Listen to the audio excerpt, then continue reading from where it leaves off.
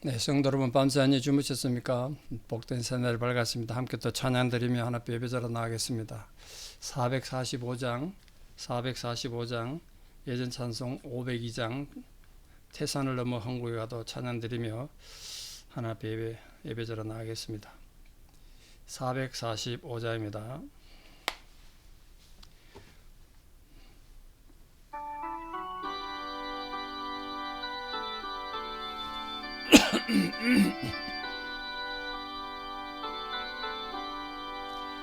태산을 넘어 험곡에 가도 빛 가운데로 걸어가며 주께서 항상 지키시기로 약속한 말씀 변치 않네.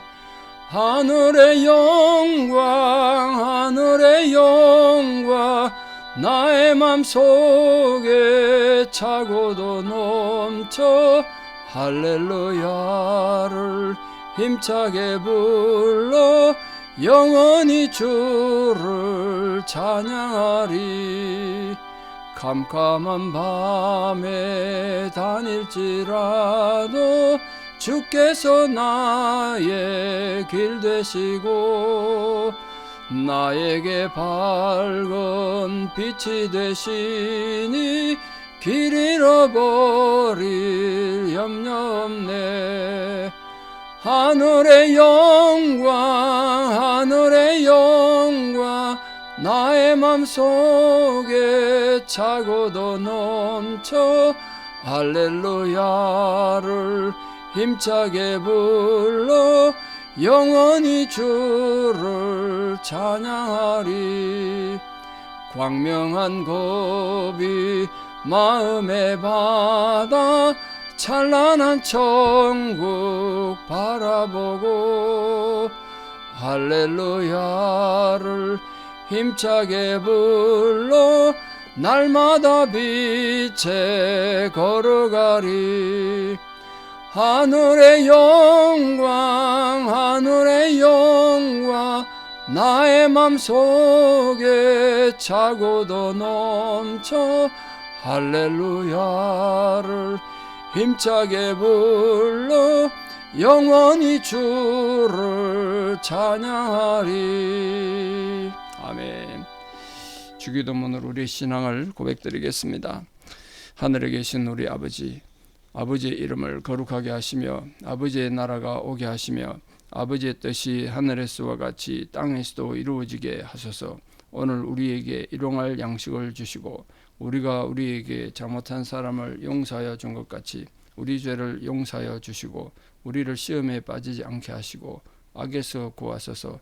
나라와 권능과 영광이 영원히 아버지의 것입니다. 아멘. 2025년 9월 10일 수요일 새벽 하나님 주신 말씀 욥기 1장 13절에서 22절입니다. 욥기 1장 13절에서 22절, 욥기 1장 13절 봉독에 올립니다. 하루는 욥의 자녀들이 그 마다들의 집에서 음식을 먹으며 포도주를 마실 때에 사wan이 욥에게 와서 이르되 소는 밭을 갈고 나귀는 그 곁에서 풀을 먹는데 스바 사람이 갑자기 이르러 그것들을 빼앗고 칼로 종들을 죽였나이다. 남은 홀로 피하였으므로 주인께 아래로 왔나이다. 그가 아직 말하는 동안에 또 한 사람이 와서 아뢰되 하나님의 불이 하늘에서 떨어져서 양과 종들을 살라버렸나이다. 남은 홀로 피하였으므로 주인께 아래로 왔나이다. 그가 아직 말하는 동안에 또 한 사람이 와서 아뢰되 갈대아 사람이 새 무리를 지어 갑자기 낙타에게 달려들어 그것을 빼앗으며 칼로 종들을 죽였나이다. 남은 홀로 피하였으므로 주인께 아래로 왔나이다. 그가 아직 말하는 동안에 또 한 사람이 와서 아뢰되 주인의 자녀들이 그들의 마다들의 집에서 음식을 먹으며 포도주를 마시는데 거친 들에서 큰 바람이 와서 집 내 모퉁이를 치매 그 청년들 위에 무너짐으로 그들이 죽었나이다. 나만 홀로 피하였으므로 주인께 아래로 왔나이다 한지라. 욥이 일어나 겉옷을 찢고 머리털을 밀고 땅에 엎드려 예배하며 이르되 내가 모태에서 알몸으로 나와 싸운즉 또한 알몸이 그리로 돌아가올지라. 주신 이도 여호와시요 거두신 이도 여호와시오니 여호와의 이름이 찬송을 받으실지니이다 하고 이 모든 일에 욥이 범죄하지 아니하고 하나님을 향하여 원망하지 아니하니라. 아멘. 이 욥기의 핵심이 될 수 있는 욥의 고난이 하루에 일어난 안타까운 날을 보시게 되겠습니다. 그래서 본문의 하루는 이렇게 말씀이 시작되는데 그 하루는 무슨 날일까요? 욥의 자녀들이 큰아들 집에서 잔치하던 날이고 또 욥의 전 재산을 잃었던 날일 뿐 아니라 사랑하는 자식 10명이 한꺼번에 죽은 날입니다. 비극의 날이죠. 물론 이 날에 대해서 욥은 전혀 알지 못했고 이런 비극은 꿈에도 생각 못했겠죠. 그러나 이 날은 어느 누구도 알지 못했던 날이지만 하나님은 이 날을 아셨고 이 날에 무슨 일이 있을지 다 아셨지 않겠습니까? 이 날을 알지 못하는 우리 인간들은 대처할 수 있는 가장 좋은 방법이 없죠. 어떻게 대처하겠습니까? 이런 일. 평소에 우리 영적으로 깨어있는 수밖에 없습니다. 언제 무슨 일이 일어날지 모르니까. 삶은 고달프고 힘들고 어렵지만 이 죄악의 깊은 이 인생의 구덩이에서 영적으로 깨어서 늘 긴장하면서 하나님의 때를 잘 간파하는 것, 그게 지혜가 아니겠습니까? 자, 욥의 이 재산을 강탈한 것이 또 자녀가 죽는 것이 크게 두 가지 사건인데 하나는 악한 인간들 때문이고 또 하나는 자연재난 때문입니다.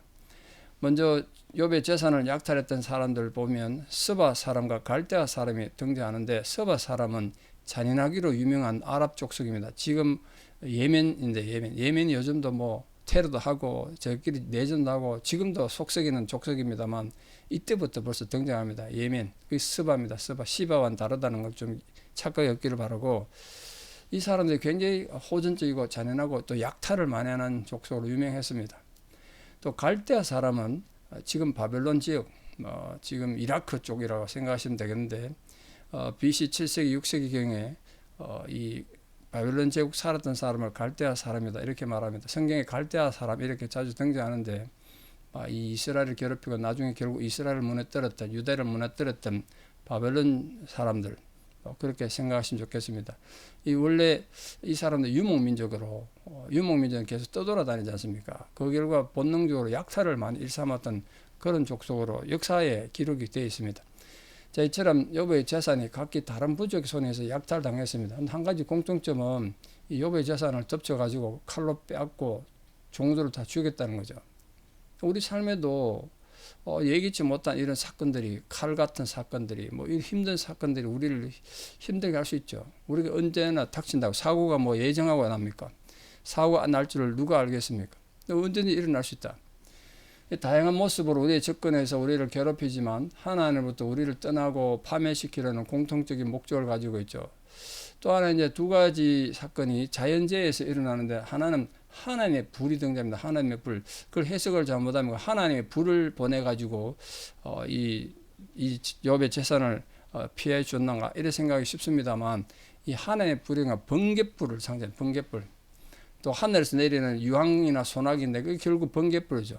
그 옛날 사람은 번개가 어떻게 치는지 몰랐으니까 하늘에서 치니까 하나님이 내리는 불이다 이렇게 생각했다는 거예요. 그 엘리야 시대 갈멜산에서 여호와의 종이었던 엘리야가 바알 제사장들 아세라 제사장들 850명하고 영적인 대결할 때 거기도 여호와의 불이 재물을 태우는 얘기가 나오는데 이 가나안의 기후의 신, 이 가나안 땅에 이 기후를 담당하는 신이 바알이란 말이에요. 거기에 불을 내린 존재가 바알이 아니고 하나님이라는 걸 강조하기 위해서 여호와의 불 이렇게 말했는데 그때도 번개했을 수도 있죠. 어쨌든 이 본장에서 욥의 하인이 욥에게 보고했던 이 하나의 불 사건은 이 자연적인 현상에서 빚어진 일은 아니라 어떤 특별한 사건에 의해서 주어진 그런 불이었다 이렇게 봅니다. 그럼 갑자기 벼락이지 맑은 하늘에 벼락이다 이런 사건인 거죠. 어쨌든 이 사건이 어떻게 일어난 줄 알죠. 사단의 악한 계획에 의해서 일어나는 파괴적인 행동이었습니다.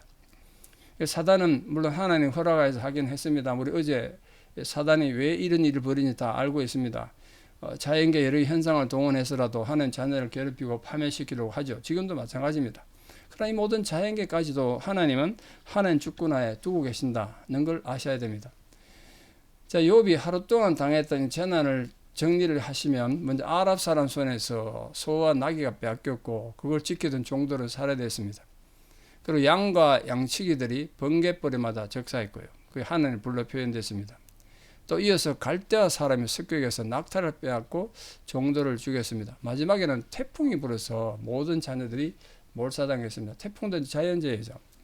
저기 첫 번째, 세 번째 재난은 인간의 악의한 아랍 사람과 갈대아 사람들이란 인간들 악의에서 원인이 있었지만, 둘째와 네 번째 이 하느님의 불과 태풍은 자연 현상의 원인이 있죠.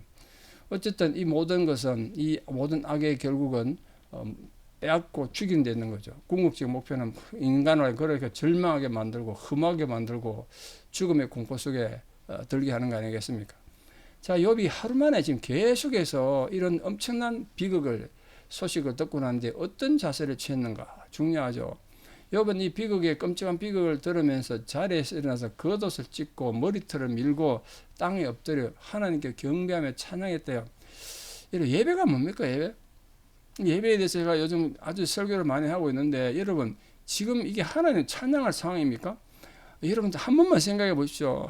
욥도 우리와 같은 성령을 가진 인간인데 자식 소중한 사람이 안 소중한 사람 어디 있겠어요? 자기 재물이 안 소중한 사람 어디 있습니까? 근데 그걸 한 달 안씩 다 잃어버렸다. 다 하다못해 뭐 하나로 남아있든지 자식이라 남아있든지, 뭐 하다못해 자식 다 죽더라도 뭐가 남아서 앞으로 살 건데 모든 걸 다 잃어버리고 자식까지 다 죽었다. 근데 그게 무슨 하나님을 경배하고 찬양할 상황입니까? 근데 예배의 의미가 거기에 있다는 거예요. 상황에 따라 찬양도 하고 원망도 하는 게 아니라, 찬양은 하나님이시기 때문에 찬양을 받으시는 거예요. 내게 일어난 상황과 관계없이 하나님은 하나님이시기 때문에 예배받아야 될 그런 분이시다. 그게 예배의 정신이에요. 그러니까 우리가 평소 예배가 얼마나 잘못됐는가, 뭐 원망하고 불평하고 내 생각대로 안 되면 뒤집어 버리고 뭐 소리 지르고 이러잖아요. 그건 예배가 아닌 거죠. 그 욥은 정말 예배하는 자였습니다. 모든 걸 다 잃어버리고 자식 10명 죽는 그런 정말 가슴 찢어지는 상황에서도 찬양하고 경배하는 자이다. 도론 금요일, 내일 우리 금요일 7시에 찬양 예배가 있습니다. 여러분 정말 하나 앞에 오셔가지고 함께 찬양하고 경배하는 시간을 좀 갖기를 원합니다. 요즘 날이 기니까 일찍 오셔서도 예배 드리고 가시면 좋겠습니다. 옷을 찢었다. 욥이 슬픔을 나타내는 이 팔레스타인의 관습적인 표현입니다. 또 수염과 머리털을 깎는 건 정말 비통하다는 걸 외적으로 보여주는 표현이죠. 욥은 이런 비통함 중에도 뭘 안 했다고요? 원망과 불평을 하지 않았대요. 하나님 앞에 원망하지 않았다. 지금 욥이 원망한다고 해서 불평한다고 해서 누가 욥의 잘못이라고 말하겠습니까? 누가 욥을 욕할 수 있겠어요? 우리는 뭐 그런 거 아니라 조금 손톱 밑에 가시만 찔려도 하나님 원망하는데, 전 재산 다 잃고 자식 10명 다 죽어도 원망하지 않고 불평하지 않았다. 대신 뭘 했다고요? 하나님을 찬양했대요. 우리 기가 질리지 않습니까? 우리 어떻게 이렇게 살 수 있죠? 그러니까 우리 성도의 입술에는 상황을 초월해서 내 환경과 관계없이 하나님을 찬양하는 소리가 넘쳐나야 한다. 고통스럽고 눈물이 나죠. 고통스럽고 눈물이 나더라도 그 고통과 눈물 속에서 하나님 찬양하는 거예요. 그래서 하는 겁니다. 그게 이제 범사에 감사라는 바울의 명령이 아니겠습니까? 우리 하나님은 찬양을 잊지 않는 주의 성도들에게 범사에 감사하는 자들의 눈물을 씻어 주실 것이고 그들의 아픔을 다 치유하실 줄 믿습니다. 욥이 이 끔찍한 슬픔 중에서도 찬양한 내용, 찬양했다고 된 찬양의 내용을 보시죠. 참 기가 막힙니다. 내가 모태에서 벌거벗고 나왔은즉 또한 벌거벗고 돌아가리라. 주신 자도 여호와시요 취하신 자도 여호와시니 여호와 이름이 찬양을 받으실 자다. 저는 성경에 시편이 아름다운 시편도 있고 많은 시편이 있습니다만, 성경 전체에서 가장 아름다운 시 하나 고르라면 전 이걸 고르고 싶습니다. 욥기 1장 21절. 인간이 하나님 앞에 드릴 수 있고 인간이 온 우주 역사 속에서 내세울 수 있는 최고의 찬양은 여기 있습니다. 자식 10명 죽고 전재산 다 잃어버린 상황에서도 여호와의 이름이 찬양을 받으실지다. 이렇게 찬양할 수 있는 사람 누가 있겠습니까? 이보다 더 위대한 찬양이 있겠습니까? 그러니까 욥은 자기가 지닌 재산, 자기 자식들까지도 이게 전부 하나님 것이라 고백하는 신앙을 보십시오. 그러니까 그 자신이 날마다 누리는 생활의 풍성함이나 매일의 양식까지도 하나님으로부터 주어졌다는 걸 알았다는 거예요. 여러분, 우리는 어떻습니까? 우리 매일 오늘 하루도 삶을 살아가실 텐데 이 하루의 삶이 하나님 주신 은혜 맞습니까? 모든 것이 하나님께로부터 왔음을 고백하는 자야말로 정말 참된 봉사와 헌신과 감사와 예배를 드릴 수 있는 자가 아니겠습니까? 그러니까 우리 성경에서는 우리 성도의 죽음을 어떻게 보고 있길래 이 욥은 이렇게 죽음 고통까지, 자식이 10명 죽는 죽음의 고통까지 극복할 수 있었는가? 먼저 성경은요, 우리 성도의 죽음을 무조건적인 불행으로, 실패로 그렇게 얘기하지 않는다는 걸 아는 게 중요하죠. 심지어 오죽했으면 전도서 7장 1절에 나중에 한번 찾아보십시오. 전도서 7장 1절에는 이런 말이 있습니다. 솔로몬이 온갖 어려움 겪다가 이런 고백까지 하게 돼서 죽는 날이 출생하는 날보다 나으며, 죽는 날이 출생하는 날보다 낫대요. 또 시편 116편 15절 말씀에는요, 성도의 죽는 것을 여호와께서 귀중히 보시는도다. 다윗이 그렇게 고백했어요. 성도의 죽음을 하나님 다 보신다는 거예요. 또 예수님께서는 이 성도의 죽음을 잠자는 것으로 묘사하셨습니다. 잠자면 어떻게 되죠? 언젠가 깨어나겠죠. 그 앞날에 대한 소망, 특히 부활에 대한 신앙을 그렇게 우리 가르쳐 주셨어요. 그래서 욥은 그 자녀들 죽음에 대해서 여호와께서 그들을 취하셨다. 뭐 예수님의 부활 이런 건 몰랐겠지만 그 살고 죽는 모든 것이 하나님께 달려있다. 이걸 믿었다는 거예요. 사람들이 어려움 당할 때 원망하는 이유가 뭐냐면요, 특히 재난을 당하고 어려움 당하면 원인을, 왜 내게 이런 어려움이 왔는가, 이 원인을 알아보려고 노력은 하지 않고 일단 누군가 원망을 하고 싶은 거예요. 누군가도 희생양을 찾고 싶어. 재난의 원인을 알고 재난을 없애려는 지혜가 없고 원망만 하고 싶고 누군가 희생양을 찾고 싶으니까 자꾸 원망하는 거예요. 또는 지나친 육적인 욕심 때문에 원망하는 경우가 많습니다. 하나님의 경륜도 무시하고 인간적인 욕심으로 일할 때는 반드시 원망이 따르게 돼 있어요. 그러나 성도는 이 영혼을 좀먹고 영혼을 파괴시키는 원망을 버리고 감사의 조건을 찾으면서 살아가야 된다는 거예요. 그게 욥기의 핵심 아니겠습니까?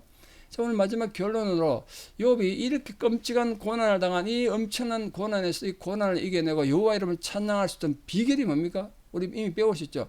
분명히 원인이 있습니다. 갑자기 그래 된 거 아니에요. 그러니까 우리 함부로 욥을 흉내낼 수는 없습니다. 욥이 이렇게 모든 걸 다 잃고 자식 10명 다 죽는데도 원망하지 않고 죄짓지 않고 하나님을 찬양할 수 있는 이유는 평소에 그가 온전하고 정직하여 하나님을 경외하며 악에서 떠났기 때문입니다. 이것 때문에 그런 거예요.